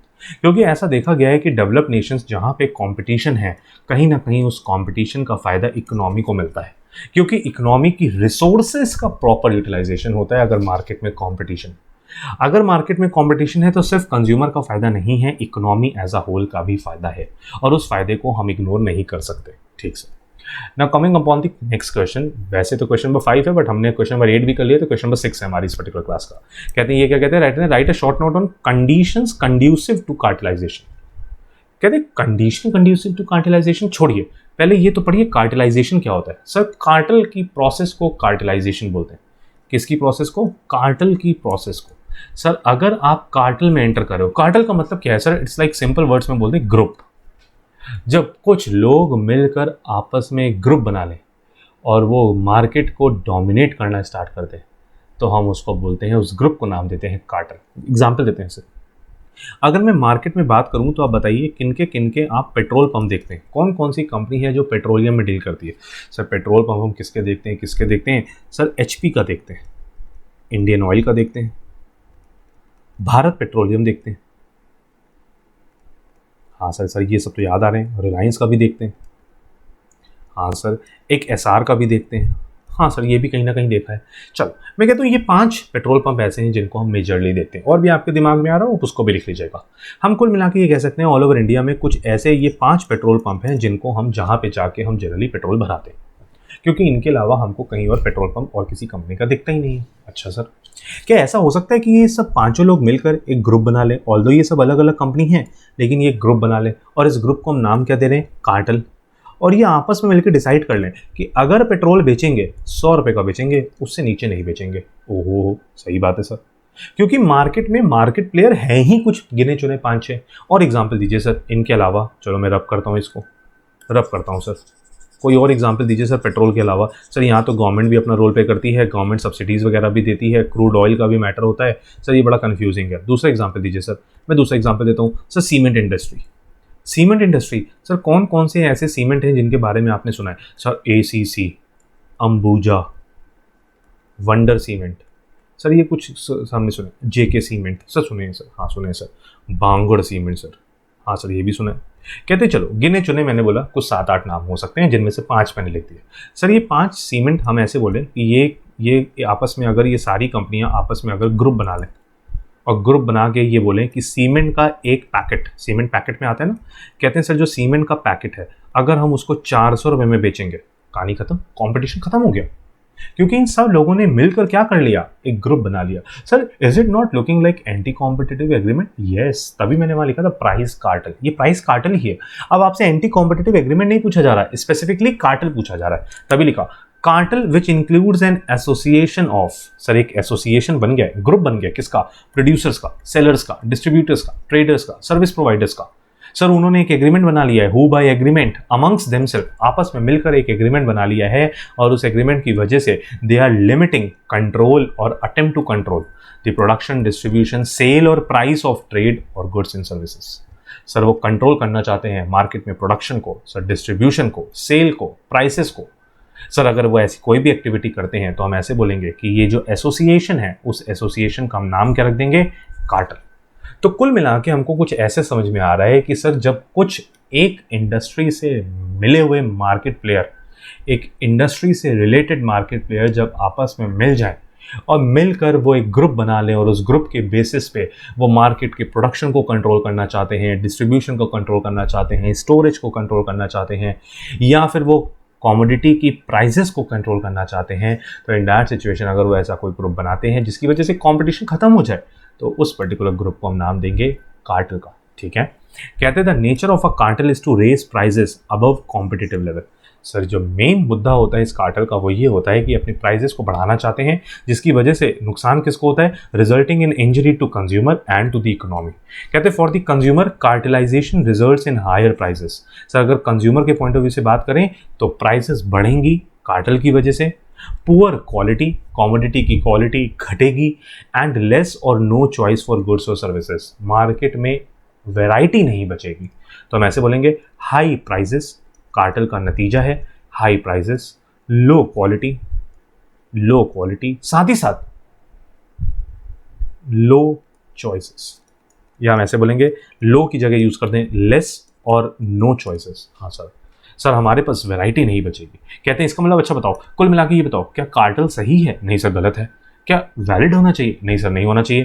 तभी लिखा cartels are anti competitive and hence they are void. कहते हैं sir cartel, ये सब के सब cartel जो है ये एंटी कॉम्पिटिटिव हैं, इसी वजह से ये सब क्या है, वॉइड है। बहुत अच्छी बात है सर, समझ में आ गई बात। अब देखा क्वेश्चन जो हमारा आया, some of the conditions that are conductive नहीं conducive, that are conducive to cartelization. Sir ऐसी सिचुएशंस बताइए, ऐसी कंडीशन बताइए जहां पे हम बोल सकें कि कार्टेल एग्जीक्यूट हो सकता है, या ऐसी कंडीशन या ऐसी सिचुएशन जहां कार्टेल एग्जीक्यूट होने के चांसेस बहुत ज्यादा है।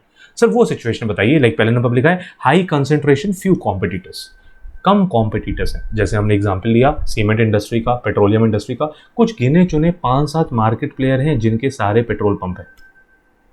सर कॉम्पिटिटर्स कम है, डिमांड बहुत ज़्यादा है। High entry and exit barrier. Sir जो मार्केट प्लेयर्स मार्केट में हैं उनका कॉम्पिटिटर खड़ा कर पाना आसान नहीं है, क्योंकि इन बिजनेसेस में हैवी कैपिटल इन्वेस्टमेंट है और हर किसी के लिए ऐसा नया बिजनेस इस्टेब्लिश करना इतने बड़े लेवल पे पॉसिबल नहीं। रिलायंस कर सकती थी, इसलिए रिलायंस पेट्रोलियम में भी आ गई, रिलायंस सीमेंट में भी आ गई, क्योंकि उसके पास लिक्विडिटी बहुत ज़्यादा है। लेकिन अगर मैं बोलूं कि high entry and exit barriers पूरी तरीके से है, बैरियर बुरी तरीके से नहीं है, कोई एंटर करना चाहे कर सकता है, लेकिन इतनी हैवी इन्वेस्टमेंट है कि हर किसी के बस की नहीं है। ठीक है sir, homogeneity of the product, सबका प्रोडक्ट सिमिलर है। सीमेंट तो सीमेंट है, वो अंबुजा का हो, एसीसी का हो, वंडर का हो। पेट्रोल तो पेट्रोल है, वो एचपी का हो, भारत पेट्रोलियम का हो, इंडियन ऑयल का हो या रिलायंस का हो। कहते हैं they are almost having similar production cost. क्योंकि इनका प्रोडक्ट सेम है तो इनकी प्रोडक्शन कॉस्ट भी लगभग सिमिलर है। हाँ अगर कंपटीशन मार्केट में हो तो एक सीमेंट की बोरी 325 की भी मिल सकती है, 326 की भी मिल सकती है, 310 की भी मिल सकती है, 315 की भी मिल सकती है। लेकिन अगर कार्टेल बन जाए तो एक प्राइस सेट हो सकता है। एक्सेस कैपेसिटी, सर इनके पास कैपेसिटी बहुत है क्योंकि ऑल ओवर इंडिया में सप्लाई कर रहे हैं, तो इनकी ये तो बात सच है कि प्रोडक्शन इनके पास बहुत है, स्टॉक बहुत है।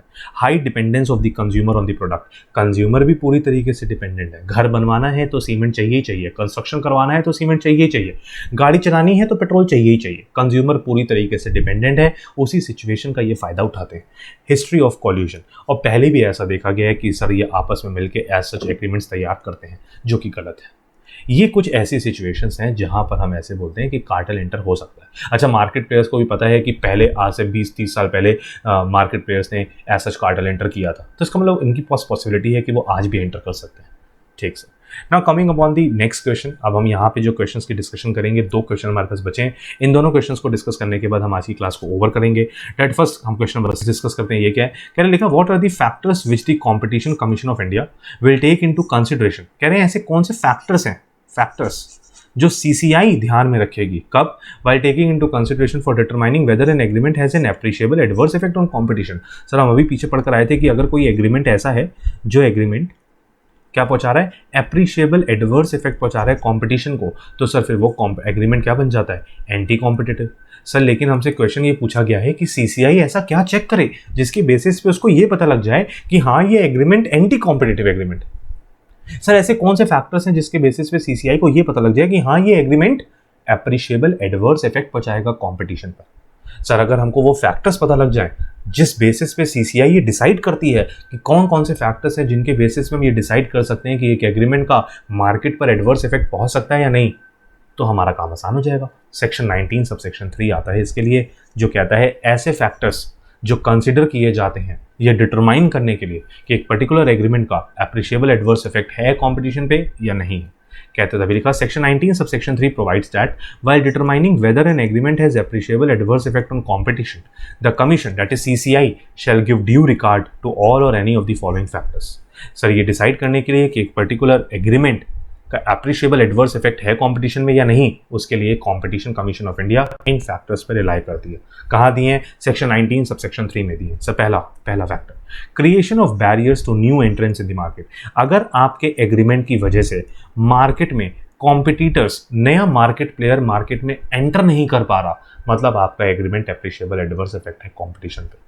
क्योंकि आप मार्केट प्लेयर को जब एंटर ही नहीं करने दोगे, कोई नया मार्केट प्लेयर एंटर कर ही नहीं सकता, तो कहीं ना कहीं आप कंपटीशन को खत्म कर रहे हो, गलत है। Second, driving existing competitors out of the market. आप एग्जिस्टिंग मार्केट प्लेयर्स को मार्केट से बाहर निकाल रहे हो, बात तो वही होगी, नए को आने नहीं दे रहे, एग्जिस्टिंग वाले को बाहर निकालते जा रहे हो, इसका मतलब आप मार्केट में मोनोपोली क्रिएट करना चाहते हो, गलत है। ऐसा एप्रिशिएबल अगर आप ये एग्रीमेंट के तौर पर करो, अगर ये नेचुरली हो रहा है तो कोई बात नहीं। जैसे मैंने ऊपर एग्जाम्पल दिया, पेट्रोल इंडस्ट्री में नया मार्केट प्लेयर नहीं आ सकता क्योंकि हाई वेरिएबल कॉस्ट है, हाई फिक्स कॉस्ट है, नहीं आ सकता, आसान नहीं है। लेकिन रुकावट भी नहीं है, रोका भी नहीं गया, कोई बैरियर नहीं लगाया गया, प्रोहिबिशन नहीं है, आना चाहे तो आ सकता है। फिर सेकंड नंबर पे यहां पे लिखा कि जो एग्जिस्टिंग कॉम्पिटिटर्स हैं आप उनको मार्केट से बाहर कर रहे हो। जब उनको बाहर कर रहे हो तो इन दैट सिचुएशन कॉम्पिटिशन रहेगा कहां, गलत है sir. Third number, foreclosure of competition by hindering entry into the market. आप सर लोगों को ऐसा पोर्ट्रे कर रहे हो कि इस मार्केट में प्रॉफिट ही नहीं है, जिसकी वजह से कोई एग्जिस्टिंग या न्यू मार्केट प्लेयर मार्केट में एंट्री ही नहीं करना चाहता। Fourth number, accrual of benefits to consumer. Sir आप कंज्यूमर को आज बेनिफिट दे सकते हो लेकिन दे नहीं रहे, बल्कि आप उसको अक्रू कर रहे हो। अक्रू करने का मतलब फ्यूचर में देने की बात कर रहे हो, आज नहीं दे रहे, मतलब एक तरीके से हम कह सकते हैं मार्केट में सप्लाई कम कर रहे हो। उस सप्लाई से कस्टमर को बेनिफिट हो सकता है, लेकिन आप जानबूझ के नहीं सप्लाई कर रहे जिससे कस्टमर को उस चीज की रिक्वायरमेंट ज्यादा हो और जब आप उसको हैवी प्राइसेस में सेल करें, गलत है। इंप्रूवमेंट इन प्रोडक्शन और डिस्ट्रीब्यूशन ऑफ गुड्स और प्रोविजन ऑफ सर्विसेज। सर आप अपने प्रोडक्ट में इंप्रूवमेंट नहीं कर रहे, एग्रीमेंट कर रहे हो और उस एग्रीमेंट की वजह से अपने प्रोडक्ट में इंप्रूवमेंट नहीं लाना चाहते, इनोवेशन नहीं लाना चाहते, ये गलत है इकोनॉमी के लिए भी, कंज्यूमर के लिए। क्योंकि अगर आपने ऐसा कोई एग्रीमेंट किया जिसकी वजह से ऐसा लग रहा है कि इंप्रूवमेंट नहीं हो रही उस एग्रीमेंट की वजह से, तो वो एग्रीमेंट एप्रिशिएबल एडवर्स इफेक्ट पहुंचाएगा। लास्ट में, promotion of technical, scientific and economic development by means of production और डिस्ट्रीब्यूशन ऑफ गुड्स और प्रोविजन ऑफ सर्विसेज। सर अगर आप मार्केट में टेक्नोलॉजी को इंप्रूव नहीं कर रहे, साइंटिफिक रिसर्च को इंप्रूव नहीं कर रहे, इकोनॉमिक डेवलपमेंट नहीं करना चाह रहे, किस वजह से? क्योंकि आपने प्रोडक्शन को, डिस्ट्रीब्यूशन को लिमिट कर दिया है, उस पर रिस्ट्रिक्शंस लगा दी हैं, तो इन दैट सिचुएशन हम बोलेंगे कि आप मार्केट को गलत तरीके से रन कर रहे हो। आपके इन फैक्टर्स की वजह से हम कह देंगे कि आपका एग्रीमेंट एप्रिशिएबल एडवर्स इफेक्ट पहुंचा रहा है कंपटीशन, गलत है सर, ऐसा नहीं करिए। अगर ऐसे किसी भी फैक्टर की वजह से, या हम ऐसे बोलें कि ऐसा कोई भी एग्रीमेंट जो इन फैक्टर्स के रिगार्डिंग फुलफिल हो जाए, हम ऐसे बोले कि उन एग्रीमेंट में ये फैक्टर्स अप्लाई हो जाए, तो हम बोल देंगे कि वो एग्रीमेंट एप्रिशिएबल एडवर्स पहुंचा रहा है। क्योंकि वो उसका एग्रीमेंट का एप्रिशिएबल एडवर्स इफेक्ट है, तो वो एग्रीमेंट एंटी कॉम्पिटिटिव है, एंटी कॉम्पिटिटिव है तो प्रोहिबिटेड है, एंटर कर लिया है तो वॉइड। ठीक sir. Now coming upon the last question of this particular class, इस particular class का last question, question number 7, totality में देखा जाए तो क्वेश्चन नंबर 8 होगा, बट हम यहाँ पे कहते हैं how can orders of competition commission imposing monetary penalty. कहते हैं अगर कंपटीशन कमीशन है और वो किसी तरीके की मॉनेटरी पेनल्टी लगा रही है किसी भी मार्केट प्लेयर पे, किसी भी इंटरप्राइज पे, किसी भी ग्रुप ऑफ इंटरप्राइज पे, तो उस ऑर्डर को एग्जीक्यूट कैसे करना है अंडर कॉम्पिटिशन एक्ट। सीसीआई ने ऑर्डर तो दे दिया, सीसीआई ने ऑर्डर दिया कि रिलायंस कंपनी से 20,000 करोड़ रुपए वसूले जाए, लेकिन ये 20,000 करोड़ रुपए वसूले कैसे जाएंगे, how it is to be recovered. Order तो पास कर दिया कि पेनल्टी लगाई जाए, लेकिन उस ऑर्डर को एग्जीक्यूट कैसे करोगे। बहुत अच्छा पॉइंट दिया है सर, ध्यान से देखिए क्या सेक्शन 39 इसके बारे में बताता है। वो क्या कहता है, ध्यान से। If any person fails to pay any monetary penalty, अगर कोई पर्टिकुलर पर्सन है जिसके ऊपर सीसीआई ने कोई मॉनेटरी पेनल्टी इंपोज की लेकिन वो पे नहीं कर पाया, if any person fails to pay any monetary penalty imposed on him under the act, then the commission shall proceed to recover. Commission कौन है यहाँ पे? CCI. CCI shall proceed to recover such penalty in a specified manner as per the regulations made under this act. Sir CCI उसको recover करने की कोशिश करेगी किस मैनर में? सर जो मैनर प्रिस्क्राइब्ड होगा। क्या होगा सर, ध्यान से। If the commission was of the opinion that it would be expedient to recover the penalty imposed under the act in accordance with the provision of Income Tax Act, अगर यहाँ commission CCI को ऐसा लगता है कि sir वो अपना method अगर फॉलो करेगी तो वो बहुत टाइम कंज्यूमिंग हो जाएगा, लेकिन वहाँ पेनल्टी का अमाउंट रिकवर करना जल्दी जरूरी है, तभी लिखा if the commission is of the opinion that would be expedient to recover the penalty. जहाँ जरूरी है पैसा जल्दी रिकवर हो, नहीं तो शायद इंटरप्राइज उस एंटरप्राइज का ओनर इस पर्टिकुलर ऑर्गेनाइजेशन को बेचकर देश छोड़ के चला जाए, तो इन दैट सिचुएशन सर वो रेफर करेगा इस पर्टिकुलर मैटर को कहाँ पे, इनकम टैक्स एक्ट के अंडर में जिस तरीके से रिकवरी हो सकती है उस रिकवरी प्रोसीजर को फॉलो करेगा, और वो इस पर्टिकुलर मैटर को रेफर करेगा कहाँ पे, to the concerned income tax authorities for the recovery of the penalty act as due. और यहाँ इस पेनल्टी को फिर उस तरीके से रिकवर किया जाएगा जिस तरीके से कोई इनकम टैक्स का अमाउंट ड्यू है फ्रॉम सच थर्ड पार्टी। इसका मतलब हम ऐसे बोल रहे हैं कि सेकेंड नंबर पॉइंट ये कहता है कि जिस तरीके से इनकम टैक्स अथॉरिटीज अपने पेंडिंग ड्यूज को रिकवर करती है, सेम उसी मैनर में सीसीआई की लगाई हुई पेनल्टी को अब इनकम टैक्स अथॉरिटीज उसी मैनर में इस पेनल्टी को भी रिकवर करेंगी जिस मैनर में वो इनकम टैक्स अथॉरिटी अपना due amount of income tax recover करती थी फ्रॉम असेसी, क्योंकि इनकम टैक्स के मैटर में उसको क्या बोल देते थे, असेसी। तभी थर्ड पॉइंट में लिखा है, ध्यान से, where a reference has been made by commission, कहते हैं अगर ऐसी सबसेक्शन 2 वाली रेफरेंस लगाई गई है by the commission for the recovery of penalty, then the person from whom the amount of penalty is to be recovered shall be deemed to be the assessee in default under Income Tax Act। तो हम sir उस particular person से income tax authority इस तरीके से पैसा वसूलेंगी जिस तरीके से ऐसा लगेगा कि जैसे उससे इनकम टैक्स ड्यू वसूला जा रहा है। तो सबसेक्शन 1 कहता था सीसीआई अपने मैनर में रिकवरी कर सकती है, लेकिन अगर सीसीआई को लगता है कि जल्दी रिकवरी करनी जरूरी है या किसी रीज़न की वजह से उनको लगता है कि पैसा जल्दी से जल्दी रिकवर कर लिया जाए पेनल्टी का, तो वो इनकम टैक्स अथॉरिटीज़ को मैटर रेफर कर सकती हैं। अगर इनकम टैक्स अथॉरिटी पर कोई मैटर रेफर हो रहा है तो इनकम टैक्स अथॉरिटी उस पेनल्टी अमाउंट को इस तरीके से रिकवर करेंगी जिस तरीके से कि इनकम टैक्स अथॉरिटीज़ का कुछ अमाउंट ड्यू है from that particular person. Section 3 कहता है कि इनकम टैक्स अथॉरिटीज उस पर्टिकुलर पर्सन के जिसके ऊपर पेनल्टी इंपोज हुई है, जिससे वो पेनल्टी रिकवर करनी है, उस पर्टिकुलर पर्सन को ऐसे डील करेंगी जैसे कि वो एक असेसी है अंडर इनकम टैक्स एक्ट 1961। ठीक है सर, इसका मतलब ये हो गया, as per section 39 every order passed by the commission under this act shall be executed in the same manner if it were a decree और order made by high court और the principal civil court in any suit pending therein. Principal civil court का मतलब यहाँ पे हम ऐसे बोल सकते हैं डिस्ट्रिक्ट कोर्ट, उस पर्टिकुलर एरिया की जो प्रिंसिपल सिविल कोर्ट होगी, जो कि हम क्या बोलेंगे, डिस्ट्रिक्ट कोर्ट। और सर हम ऐसे बोल रहे हैं अगर सीसीआई ने सेक्शन 39 में ऐसा कोई भी ऑर्डर पास किया रिगार्डिंग इम्पोजिशन ऑफ पेनल्टी, तो उसको ऐसे पास किया जाएगा, ऐसा माना जाएगा जैसे कि वो कोर्ट ने क्या पास की है, एक डिक्री। इसका मतलब कुल मिला के हम ऐसे कह सकते हैं कि सीसीआई अगर कोई ऑर्डर पास करता है तो उस ऑर्डर को इस तरीके से एग्जीक्यूट कराया जाएगा जिस तरीके से कि वो डिक्री है। ध्यान से, उसको डिक्री माना नहीं जाएगा, सिर्फ एग्जीक्यूशन पर्पस के लिए उसको डिक्री की तरीके से डील किया जाएगा। सर सी डिक्री के बारे में हम सर पढ़कर आए थे सीपीसी में, सिविल प्रोसीजर कोड में, और हम ऐसे बोलते हैं, ध्यान से फिर से सुनना, जरा ध्यान से सुनना, सीसीआई के ऑर्डर को डिक्री नहीं माना जाएगा, सीसीआई के ऑर्डर को तो ऑर्डर माना जाएगा, लेकिन उस ऑर्डर को एग्जीक्यूट ऐसे किया जाएगा जैसे कि वो किसी हाई कोर्ट ने या प्रिंसिपल सिविल कोर्ट ने डिक्री पास की है। सिर्फ एग्जीक्यूशन के लिए उसको डिक्री माना जाएगा, ऑर्डर को डिक्री नहीं माना जाएगा। ठीक है सर, इस पर डिसाइडेड केस लॉ है, तभी मैंने आपको अभी बता दिया केस लॉ आपके मैटर का पार्ट नहीं है, वो फाइनल में पढ़िएगा। कहते हैं it shall be lawful for the commission to send in event of his inability to execute it such order to high court और प्रिंसिपल सिविल कोर्ट। कहते हैं अगर कंपटीशन कमीशन को ऐसा लगता है कि वो अपने ऑर्डर को एग्जीक्यूट नहीं करा पा रही, ध्यान से यहाँ पेनल्टी की बात नहीं हो रही, यहाँ ऑर्डर के इम्पोजिशन की बात हो रही। सर अगर सीसीआई को यहाँ लगता है कि उसका ऑर्डर जो है वो एग्जीक्यूट नहीं हो पा रहा, या हम ऐसे बोलें कि सीसीआई के ऑर्डर की एग्जीक्यूशन नहीं हो पा रही क्योंकि पार्टी उस ऑर्डर को सीरियसली नहीं ले रही, अगर कंपटीशन कमीशन को ऐसा लगता है कि वो एक पर्टिकुलर अपने ऑर्डर को एग्जीक्यूट नहीं करवा पा रही, तो वो ऑर्डर पास करेगी किसके रिगार्डिंग, सर वो हाई कोर्ट से रिक्वेस्ट करेगी या प्रिंसिपल सिविल कोर्ट से रिक्वेस्ट करेगी, जिसकी भी लिमिट में वो पर्टिकुलर मैटर आता होगा कि सर उस पर्टिकुलर मैटर को एग्जीक्यूट कराया जाए।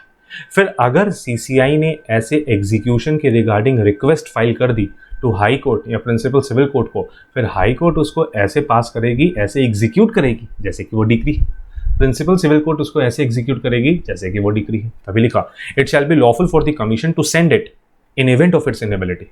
बिल्कुल लॉफुल है, अगर सीसीआई को लगता है कि वो अपने ऑर्डर को एग्जीक्यूट नहीं करा पा रही या कैपेबल नहीं है, तो वो रिक्वेस्ट फाइल करेगी किसको, टू हाई कोर्ट और प्रिंसिपल सिविल कोर्ट, फिर जिसके भी जुरिस्डिक्शन में वो पर्टिकुलर मैटर आता होगा।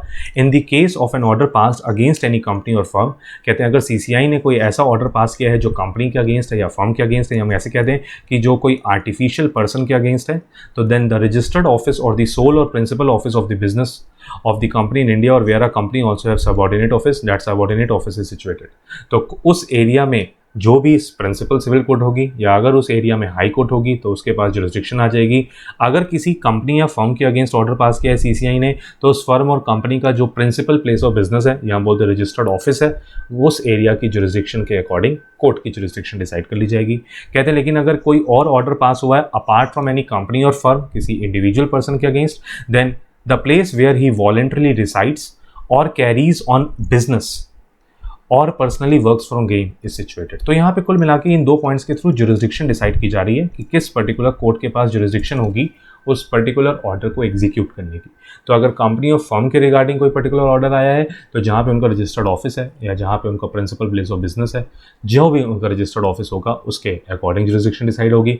अगर कोई पर्टिकुलर इंडिविजुअल है या ग्रुप ऑफ इंडिविजुअल्स हैं तो इन दैट सिचुएशन जहाँ पे वो रिसाइड करते हैं या जहाँ पे वो बिजनेस करते हैं उस पर्टिकुलर एरिया की जुरिस्डिक्शन के अकॉर्डिंग जुरिस्डिक्शन डिसाइड की जाएगी। तो that is all for this particular video. उम्मीद करता हूँ आपको ये 8 क्वेश्चंस बहुत अच्छी तरीके से समझ में आ गए।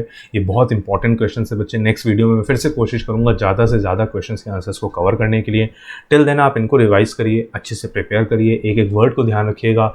एग्जाम में ये टेक्निकल वर्ड्स आपको लिख कर आने हैं, अदरवाइज मार्क्स पूरे नहीं मिलेंगे। तो that is all for this particular video. Enjoy your day. Hopes आपको सब कुछ समझ में आया। नेक्स्ट वीडियो में फिर से मिलेंगे इसी चैप्टर के साथ। Till then good bye, bye bye.